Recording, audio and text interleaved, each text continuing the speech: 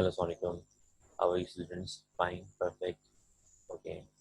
Now we are going to start a regression and correlation topic. So, regression क्या होता है, correlation क्या होता है, हमें इस बारे के अंदर थोड़ी सी एक थ्योरी मालूम होनी चाहिए। थ्योरी क्या है हमारे पास? थ्योरी है हमारे पास कि रिग्रेशन में हम कहते हैं कि एक वेरिएबल का दूसरे वेरिएबल पर डिपेंड करना, वो क्या कहलाता है? रिग्रेशन कहलाता है। रिग्रेशन का प्रोसेस जो है वो दो चीज़ों पर डिपेंड करता है, एक हमारा एक्स ऑन वाई पे करता है और एक वाई ऑन एक्स पे करता है। यानी अगर एक चीज़ दूसरे वेरिएबल पे क्या कर रही हो, डिपेंड कर रही हो, तो वहाँ पे टॉपिक जो हम अप्लाई करते हैं वो कौन सा करते हैं? रिग्रेशन का करते हैं, है ना। अब कंडीशन कुछ ऐसी है कि हमारे पास रिग्रेशन के बारे में हमारे पास यहाँ पे कंडीशन है कि हमने कहा रिग्रेशन जो है वो डिपेंड करता है किस पे? एक्स वाई पे या फिर वाई एक्स पे। दो वेरिएबल सपोज कर लिए, प्राइस एंड डिमांड सपोज कर लिया आपने। अब प्राइस और डिमांड सपोज करने के अंदर हमने कहा कि प्राइस अगर डिमांड पे डिपेंड कर रही है तो उसका मतलब प्राइस हमें कैलकुलेट करनी है, डिमांड हमें क्या करनी होगी? पुट करनी होगी।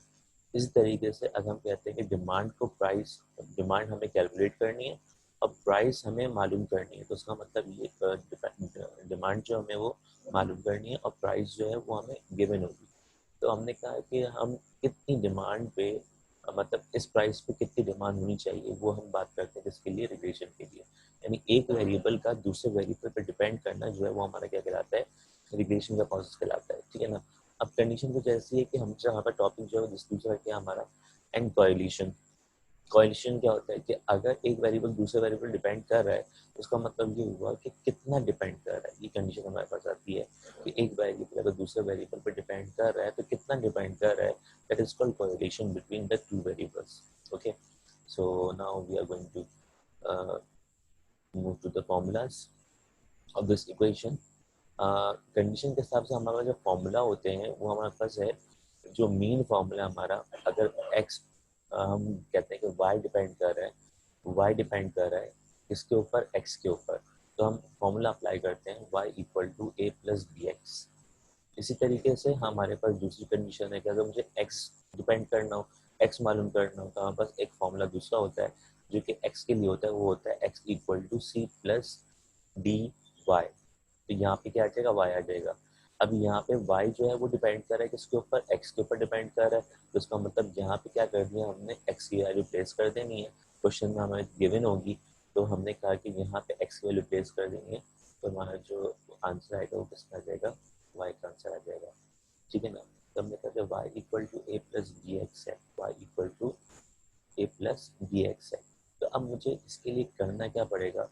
सबसे पहले जो है मुझे कंडीशन अप्लाई करनी पड़ेगी किसके लिए? हमें बी मालूम करना है, बी मालूम करना है। अच्छा, ए पहले क्यों नहीं मालूम करना होगा? मैंने कहा कि इक्वेशन के अंदर तो y equal to a plus b x है, लेकिन मैंने कहा कि यहाँ पे मुझे पहले बी कैलकुलेट करना है, ए कैलकुलेट नहीं कर सकता। क्यों नहीं कर सकता ए कैलकुलेट? क्योंकि देखें आप फॉर्मूले के अंदर, तो फॉर्मूले में a equal to y mean minus b x mean है। इसका मतलब क्या हुआ कि यहाँ पे मुझे बी की वैल्यू मालूम होनी चाहिए ए की वैल्यू मालूम करने के लिए। तो यहाँ पे कंडीशन में हमने कहा कि बी का फॉर्मूला जो हमारे पास, ये फॉर्मूला हमारे पास बी के लिए, तो बी के लिए हमने ये फॉर्मूला अप्लाई करना है और फिर इसके बाद जो है बी के बाद हमने ए की वैल्यू फाइंड करनी है। जब ए और बी की वैल्यू आ जाएगी तो हम क्या करेंगे? इस फॉर्मूले में वैल्यू को प्लेस कर देंगे और वो बन जाएगी हमारी रिग्रेशन इक्वेशन बन जाएगी। और जब हम उसकी एस्टिमेशन कर देंगे, यानी एक्स की जगह पे एक्स वैल्यू को प्लेस कर देंगे, तो हमारे पास कंडीशन क्या हो जाएगी? हमारे पास वाई का आंसर आ जाएगा कि भाई, अगर मैं कहता हूँ कि वाई जो है वो डिमांड है और एक्स जो है वो प्राइस है, मैं कहूँगा कितनी प्राइस पे, इतनी प्राइस पे, 50 रुपये की प्राइस पे, 50,000 की प्राइस पे डिमांड क्या होनी चाहिए, तो डिमांड आपकी क्या हो जाएगी?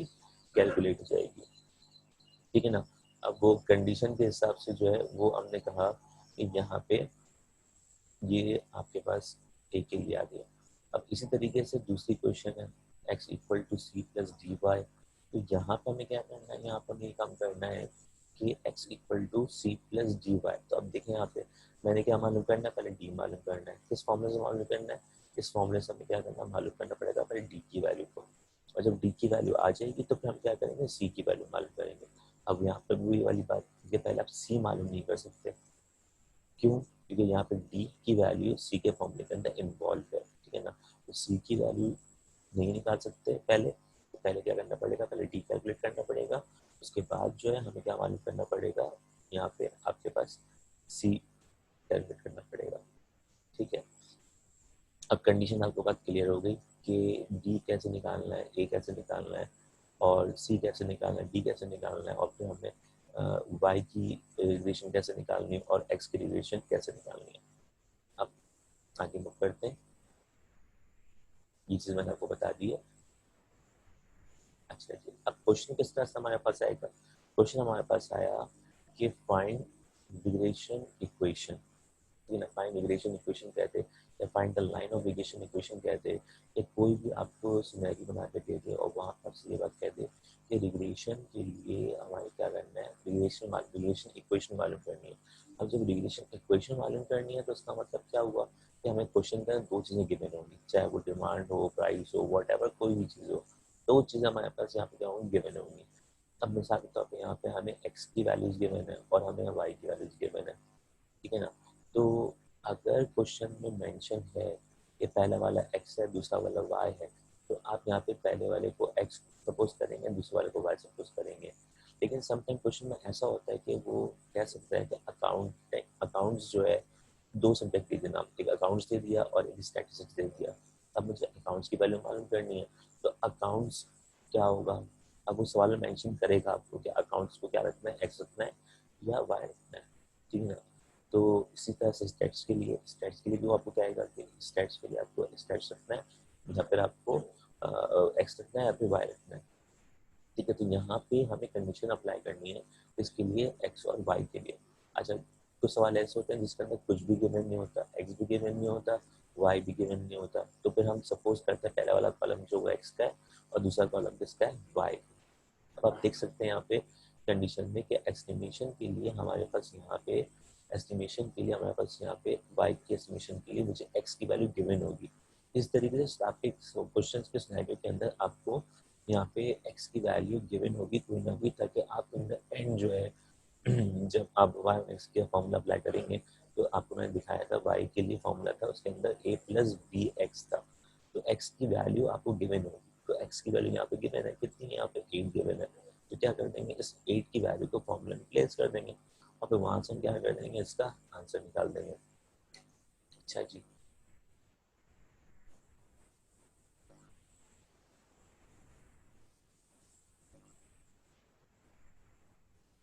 अच्छा, अब कंडीशन क्या है, अब कंडीशन ये है कि हमने कहा कि यहाँ पे इस कंडीशन पे हमने कहा कि पहले मुझे क्या मालूम करना है, बी मालूम करना है। अब बी मालूम करने के लिए मुझे क्या क्या मालूम होना चाहिए, अब क्या चाहिए, समीशन चाहिए। समीशन किसका चाहिए, एक्स मल्टीप्लाई बाय वाई का। समीशन किसका चाहिए, एक्स मल्टीप्लाई बाय वाई का। इसका मतलब मुझे एक्स और वाई को आपस में क्या करना है, मल्टीप्लाई करना है। यानी एक कॉलम बनेगा जिसके अंदर एक्स और वाई आपस में क्या हो रहा होगा, मल्टीप्लाई हो रहा होगा। अब समीशन जहाँ जहाँ होता है वो बताता है कि उसका कॉलम बनना है, ठीक है। उसका हमें मालूम होता है कि हमें इसका कॉलम बनाना है।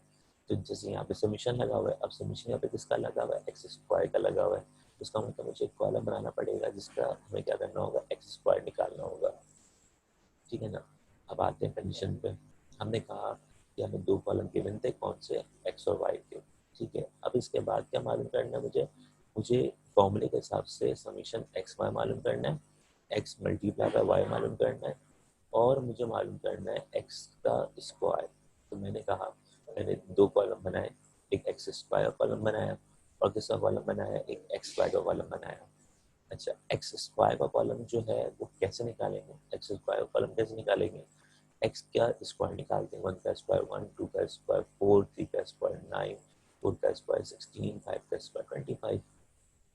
और x मल्टीप्लाई में y के लिए आप क्या करेंगे, x और y को आपस में क्या करेंगे, मल्टीप्लाई करेंगे। तो इन दोनों वैल्यूज को आपस में मल्टीप्लाई कर दिया, 1 10 10, 2 12 24, 3 15 45, 4 14 56, 5 15 75। हमने क्या कर दिया, इसका कॉलम बना दिया यहाँ पे। अब हमने कहा कि दो चीज़ों का कॉलम बन गया, एक एक्स स्क्वायर कॉलम बन गया और एक एक्स वाई का कॉलम बन गया, ठीक है ना। तो अब मुझे क्या करना है, फॉर्मूले में वैल्यू प्लेस करनी है। ये चीज़ आप अपने पास क्या कर लें, नोट डाउन कर लें। ये चीज़ आप अपने पास क्या कर लें, नोट डाउन कर लें। अब ये चीज़ आप नोट डाउन करेंगे, ये फॉर्म, ये जो दोनों चीज़ें आपको मालूम होनी चाहिए ना, इसलिए आप अपने पास नोट डाउन कर लें, क्योंकि मुझे इन सब का टोटल चाहिए होगा, इन सब का टोटल हमें चाहिए होगा कंडीशन के हिसाब से, ठीक है ना। तो अब फॉर्मूले के अंदर वैल्यू प्लेस करेंगे n, n is the number of observation, n is the number of observation. कितनी ऑब्जर्वेशन है, 1 2 3 4 5, 5 ऑब्जर्वेशन है। इसका मतलब एन की जगह पे क्या आ जाएगा, 5 आ जाएगा। समीशन एक्स वाई की जगह पे क्या आ जाएगा, इसकी वैल्यू आ जाएगी 210। समीशन एक्स की जगह पे क्या आ जाएगा, आपका एक्स का टोटल आ जाएगा। समीशन वाई की जगह पे क्या आ जाएगा, वाई का टोटल आ जाएगा। फिर समीशन एक्स स्क्वायर की जगह पे क्या आ जाएगा, एक्स स्क्वायर का टोटल आ जाएगा, कितना है 55 है। और समीशन एक्स का स्क्वायर, समीशन एक्स का होल स्क्वायर है, समीशन एक्स यानी 15 यहाँ पे लिखेंगे और 15 का स्क्वायर निकालेंगे, ठीक है ना। तो देखते हैं किस तरीके से काम हो रहा है हमारे पास।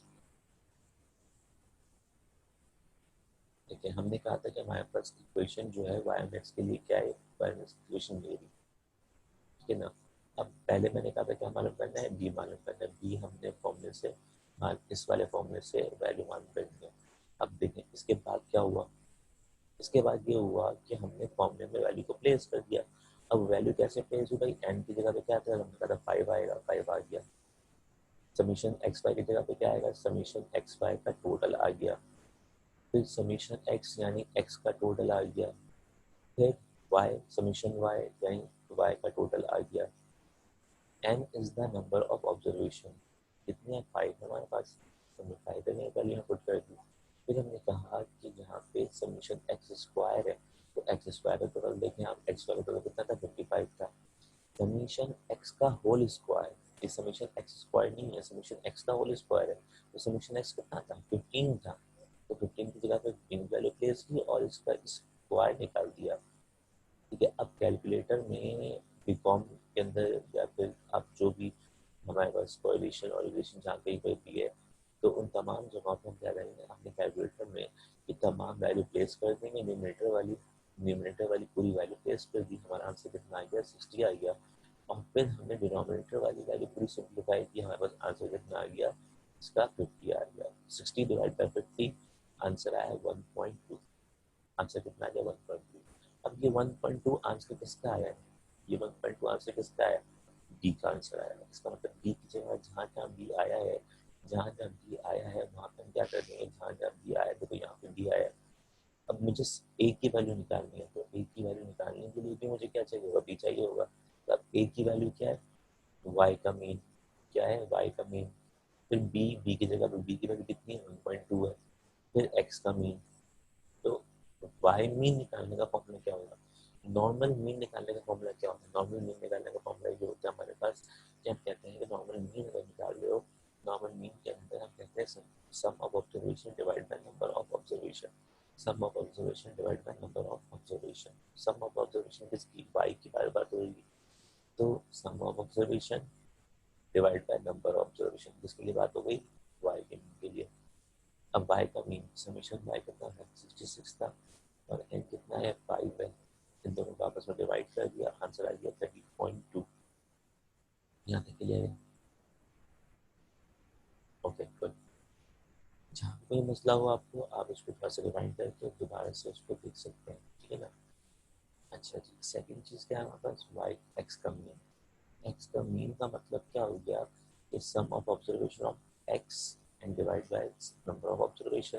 तो हमने क्या कर दिया, हमने वैल्यू प्लेस कर दी, समीशन एक्स की जगह पे एक्स का टोटल आ गया, और n is the number observation, तो n की जगह पे n की वैल्यू आ गई, इन दोनों को डिवाइड किया, आंसर कितना आ गया 3 आ गया। ये आंसर किसका आया है, ये आंसर आपका ए का नहीं आया, ये आंसर आपका किसका आया है, एक्स मीन का आया, ठीक है। तब मुझे ये सारी y की मीन की वैल्यू ये वाली और x की मीन की वैल्यू ये वाली, ये वैल्यू मुझे क्या करनी है, इस फॉर्मूले में प्लेस करनी है, इस पूरे फॉर्मूले में प्लेस करनी है, ठीक है ना। अब देखते हैं आगे। अब देखें ए एच ही रहा, y का मीन कितना है 13.2, 13.2 आ गया हमारे पास। डी हमने चूंकि पिछले निकाला है, ये देखें आप देखें ऊपर ही निकला हुआ है, ये 1.2, 1.2 यहाँ से आ गया 1.2। एंड देन हमने कहा कि एक्स का मीन कितना है 3 है, तो x का जगह पे x की वैल्यू आ गई, यानी x के मीन की वैल्यू आ गई। अब क्या किया हमने सिंप्लीफाई कर दिया, इन दोनों को आपस में क्या कर दिया, मल्टीप्लाई, और इसमें से क्या कर दिया, इसको माइनस, बीच में साइन किसका है, माइनस का। तो 13.2 में से इनको मल्टीप्लाई करके जो आंसर आया माइनस करके, तो कितना आ गया, 9.6। ये अपने पास कैलकुलेट करके चेक कीजिए, ये अपने पास कैलकुलेट करके चेक कीजिए कि क्या ये सही आई है अमाउंट 9.6, ठीक है ना। अब हमने कहा कि देयरफॉर द रिग्रेशन इक्वेशन हो, रिग्रेशन लाइन हो, आप कोई टर्म यहाँ पे आपको दे सकता है, ठीक है ना। रिग्रेशन इक्वेशन कह सकता है, रिग्रेशन लाइन कह सकता है। तो हमने कहा रिग्रेशन इक्वेशन हो चाहे रिग्रेशन लाइन हो, तो हमने कहा कि वो कंडीशन जो आपकी क्या हो जाएगी, हमने कहा ये फॉर्मूला अप्लाई करना है। कौन सा वाला फॉर्मूला था हमारा, ये वाला ऊपर वाला फॉर्मूला था हमारे पास, ये वाला फॉर्मूला। अब इस फॉर्मूले में हमने क्या करनी है, वैल्यू प्लेस करनी है। अब ये फॉर्मूला यहाँ तक है, अब इस फॉर्मूले में वैल्यू प्लेस करनी है, y equal to a plus b x. अब a की जगह पे a की वैल्यू कितनी निकाली आपने, a की वैल्यू आपने निकाली 9.6, तो a की जगह पे देखें क्या आ गया, 9.6 आ गया। फिर ऊपर क्या है यहाँ पे, b, b है फॉर्मूले में, ऊपर की जगह पे b है, तो b कितना निकाला आपने, 1.2, b की जगह पे क्या आ गया, 1.2 आ गया। फिर हम, ये बन गई आपकी क्या, रिग्रेशन इक्वेशन। ये क्या बन गई आपकी, रिग्रेशन इक्वेशन बन गई। अब मैं कहूँगा ये रिग्रेशन इक्वेशन है। अब ये इक्वेशन क्यों है, जिस जिस कंडीशन में दो वेरिएबल्स इन्वॉल्व हो जाएं, दैट इज कॉल्ड इक्वेशन, ठीक है ना। अब यहाँ पे अगर x नहीं होता, अगर यहाँ पे x नहीं होता तो इसका मतलब क्या था कि ये y का आंसर था। इसका मतलब क्या था, ये y का आंसर था। हम इन दोनों को ऐड कर देते, आंसर आया था हमारे पास, तो वो y का आंसर आया था। लेकिन यहाँ पे हमने कहा कि y के अंदर, y की कंडीशन के अंदर x जो है वो क्या है, हमें नहीं गिरा। तो हमने कहा कि दो वेरिएबल्स इन्वॉल्व है, y भी इन्वॉल्व और x भी इन्वॉल्व है। तो y की इक्वेशन के अंदर x नहीं होता, तो वो इक्वेशन में होती है, y की वैल्यू होती है, ठीक है ना। अब यहाँ पे दूसरा वेरिएबल आ गया, that's why it's called regression equation. तो पेपर में आपसे कहते हैं फाइंड द रिग्रेशन इक्वेशन, तो फिर आप क्या करते हैं, आप इक्वेशन मालूम करते हैं, रिग्रेशन इक्वेशन मालूम करते हैं। क्लियर, यहाँ पे क्लियर बेटा, ओके। नाउ आगे मूव करते हैं। अब मैंने कहा था कि जब रिग्रेशन इक्वेशन मालूम होंगे, क्वेश्चन का सेकंड पार्ट क्या था, फर्स्ट पार्ट था रिग्रेशन इक्वेशन का, सेकंड पार्ट क्या था, एस्टिमेशन का, ठीक है ना।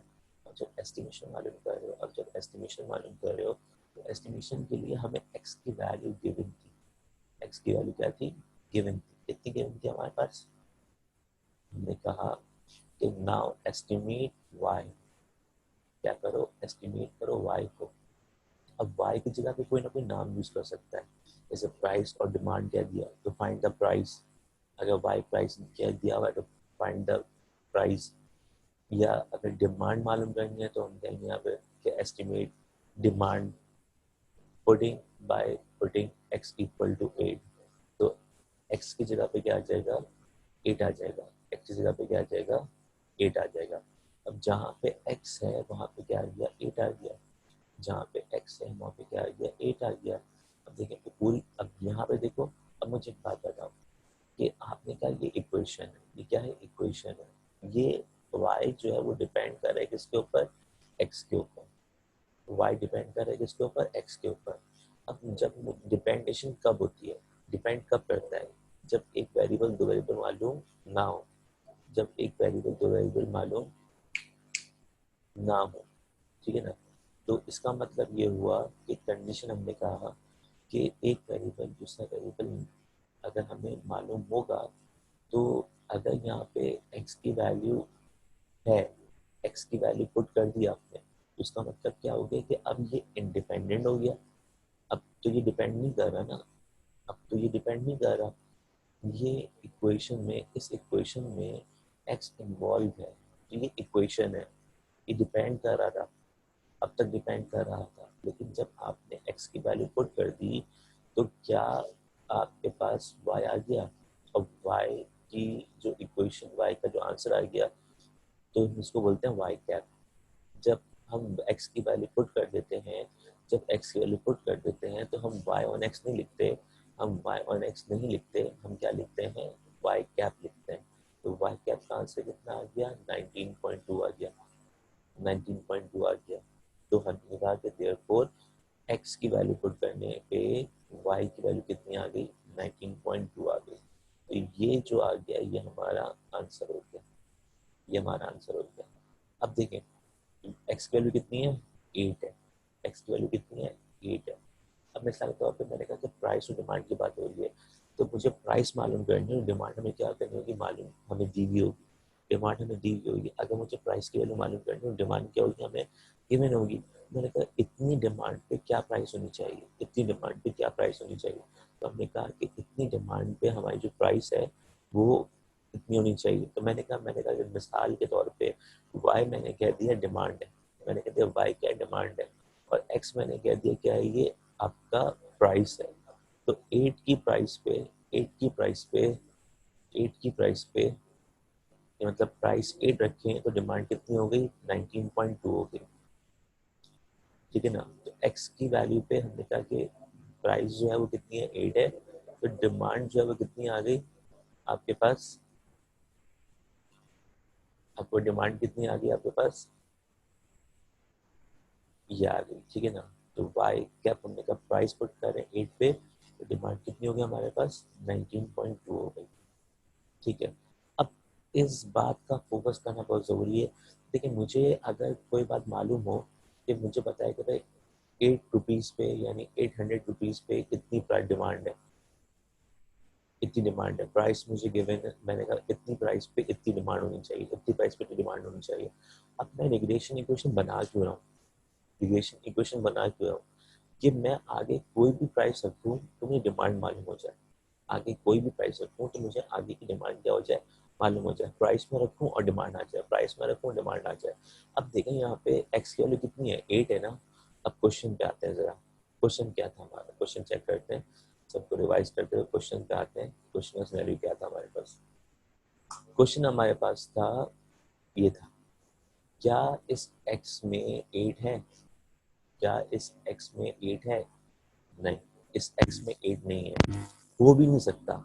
मैंने कहा मुझे वन की प्राइस, मुझे वन की वैल्यू मालूम है कितनी है, 10 है, टू की वैल्यू मालूम है कितनी है, 12 है, थ्री की वैल्यू मालूम है कितनी, 15 है, फोर की वैल्यू मालूम है कितनी, 14 है, फाइव की वैल्यू मालूम है कितनी, 15 है। तो मुझे इनकी वैल्यूज तो मालूम है ना, इन सब की वैल्यूज तो मुझे मालूम है। तो अब मैं जो इरिगेशन इक्वेशन बना रहा हूँ, वो इरिगेशन इक्वेशन मैं आगे की प्रेडिक्शन के लिए बना रहा हूँ कि अगर मैं प्राइस की वैल्यू पुट करूँ या किसी भी चीज़ की वैल्यू पुट कर रहा हूँ तो मुझे दूसरी चीज़ मालूम हो जानी चाहिए। तो जहाँ पे एक्स और वाई दिया हुआ है तो यहाँ पे डिमांड और प्राइस दी हुई होती, ठीक है ना। तो प्राइस में क्या पुट करूँ कि डिमांड आ जाए, तो अब मैंने कहा कि अगर मैं प्राइस 16 पुट करता हूँ, प्राइस 16 पुट करता हूँ, डिमांड हमारे पास आ जाएगी। अब वो वैल्यू इस क्वेश्चन के अंदर एक्स की वैल्यू गिवन नहीं होगी, जैसे यहाँ पे एक्स वैल्यू दे रहा है ना, 8 दे रहा है, 8 रखने पे क्या आए, यानी अगर ये मैंने कहा प्राइस जो है वो 8 है और डिमांड जो है वो क्या होगी, तो यहाँ पे वो चीज़ नहीं होगी, यहाँ पे वो चीज़ गिवन नहीं होगी। तो इसीलिए हमने क्या करना है, इसीलिए रिग्रेशन इक्वेशन बनेगी, और रिग्रेशन इक्वेशन बनाने के बाद जो है वो कंडीशन हमारे पास क्या आ गई, ये सारा आंसर हमारे पास आ गया, जिसका ये आंसर आ गया हमारे पास। ठीक है बेटा, क्लियर है टॉपिक आपको, आई होप ये टॉपिक आपको क्लियर हुआ होगा। और जो है कंडीशन जो है वो तमाम आपके पास एक्स वाई और एक्स के लिए, मतलब एक वेरिएबल दूसरे वेरिएबल के लिए कितना डिपेंड कर रहा है। तो ये आपने हमने एक सवाल किया किसका, y on x relation equation का, एक सवाल किया हमने किसका, वाई ऑन एक्स का। तो आई होप कि आपको इससे थोड़ी हेल्प मिलेगी और आप इसको यूज़ करते हुए अपना टॉपिक जो है वो कवर करेंगे तमाम का तमाम, ठीक है ना। तो इंशाल्लाह फिर अपने लेक्चर नेक्स्ट लेक्चर में मुलाकात होगी।